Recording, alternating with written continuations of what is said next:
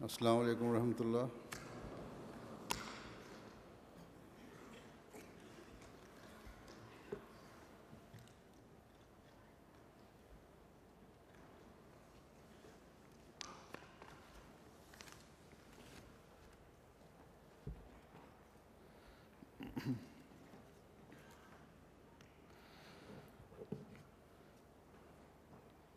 أشهد أن لا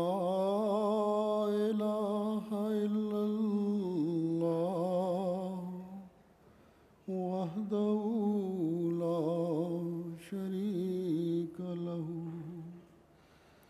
وأشهد أن محمدا عبده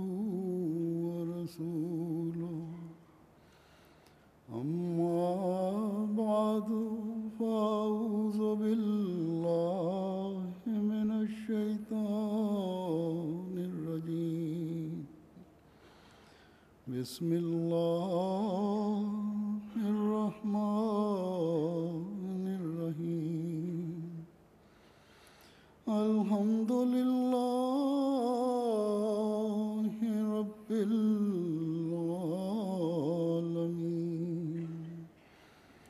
الرحمن الرحيم مالك يوم الدين إياك نعبد وإياك نستعين اهدنا الصراط المستقيم صراط الذين أنعمت عليهم غير المغضوب عليهم ولا الضالين التائبون العابدون الحامدون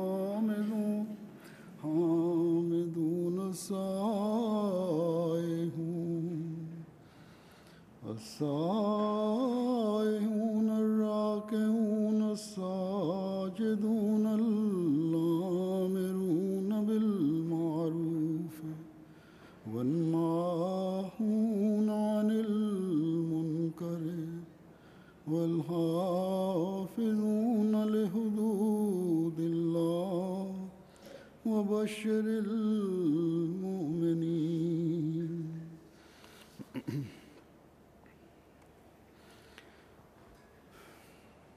اس آیت میں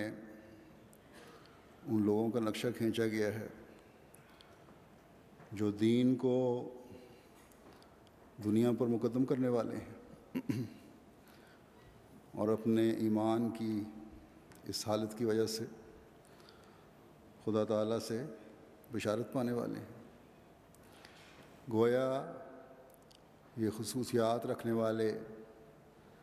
حقیقی مومن کہلاتے ہیں۔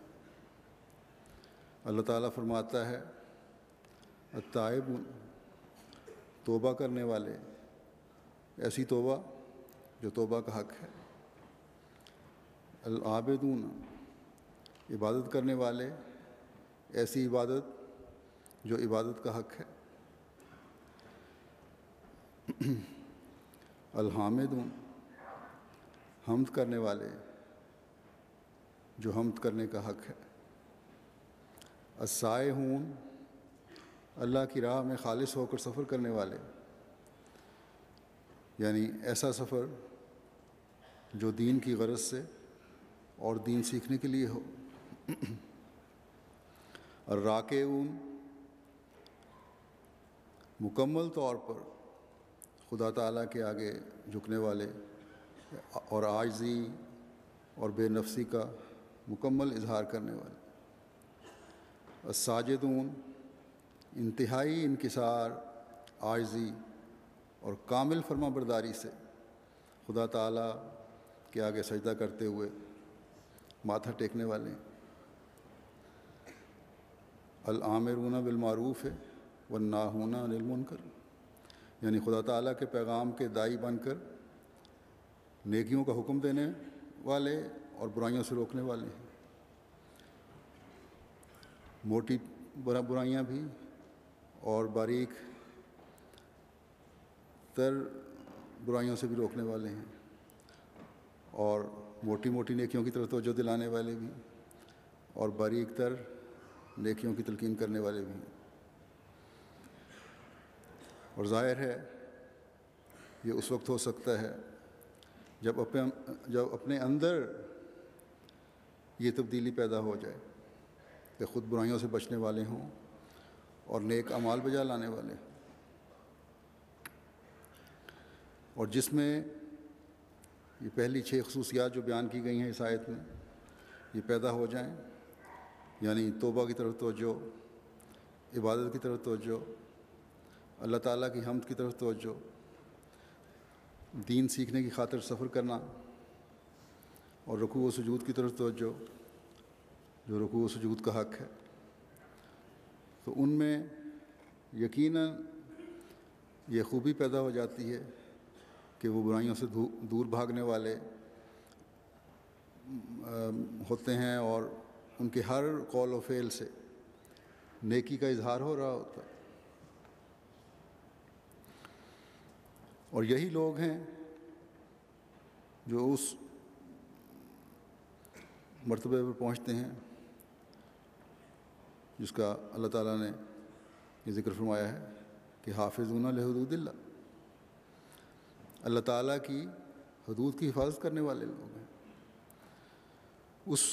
گروہ میں شامل ہو جاتے ہیں جو اللہ تعالیٰ کی حدود کی حفاظت کرنے والا ہے، اور اللہ تعالیٰ انہیں نیکیوں میں بڑھتے چلے جانے کی توفیق عطا فرماتا ہے۔ اس وقت آپ جو میرے سامنے بیٹھے ہوئے ہیں، میری دعا ہے اور میں امید رکھتا ہوں کہ ان خصوصیات کے حامل بننے کی کوشش کرتے ہوئے اس گروہ میں شامل ہونے کے لیے یہاں تشریف لائے ہیں۔ آپ میں سے ایک بڑی تعداد ان مسافروں کی ہے جنہوں نے تکلیف اٹھا کر یہ سفر اختیار کیا، اور آج جو جلسہ شروع ہو رہا ہے اس میں شامل ہونے کے لیے تشریف لائے ہیں۔ آج صبح ہی جب میں نماز فجر پڑھا کے جا رہا تھا تو میں نے دیکھا ایک خاندان، اور بھی کئی ہوں گے، جو ایک لمبا سفر کر کے ساری رات سفر کر کے یورپ سے یہاں پہنچے تھے، بچے بھی تھے، عورتیں بھی تھیں۔ تو یہ تکلیف اٹھا کر سفر کرنے والے لوگ ہیں۔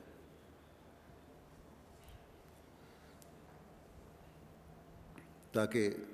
جو جلسہ شروع ہو رہا ہے اس میں شامل ہو سکیں، بلکہ یہاں حدیقۃ المہدی میں آپ میں سے ہر ایک نے آنے کے لیے کچھ نہ کچھ سفر اختیار کیا ہے، اور یہ خدا تعالیٰ کی نظر میں ایک بہت بڑی خصوصیت ہے مومنین کی جماعت کی کہ وہ دین کی خاطر اور دین سیکھنے کے لیے سفر اختیار کرتے ہیں۔ تبھی تو خدا تعالیٰ نے توبہ کرنے والوں، عبادت کے معیار قائم کرنے والوں، اللہ تعالیٰ کی حمد سے اپنی زبانوں کو تر رکھنے والوں، عاجزی اور انکسار سے اللہ تعالیٰ کے حضور رکوع و سجود کرنے والوں میں ان للہی سفر اختیار کرنے والوں کو شامل فرمایا، تاکہ وہ اپنی نیکی اور تقوی کی حالت کو مزید سیکل کرنے والے بنیں۔ بس آج جو لوگ ایک نیک مقصد کے لیے یہاں آئے ہیں اور حضرت مسیح موعود علیہ الصلوۃ والسلام کے مہمان بن کر یہاں آئے ہیں، دنیاوی اعزاز اور دنیاوی خدمت کے بجائے ان اعلیٰ مقاصد میں مزید ترقی کو اپنے پیش نظر رکھیں جو بیان ہوئے ہیں۔ بے شک نظام جماعت کے تحت اس پاک اور بامقصد سفر کرنے والے مسافروں اور مہمانوں کے لیے خدمت کا نظام موجود ہے، لیکن جو للہی سفر اختیار کرنے والے ہوتے ہیں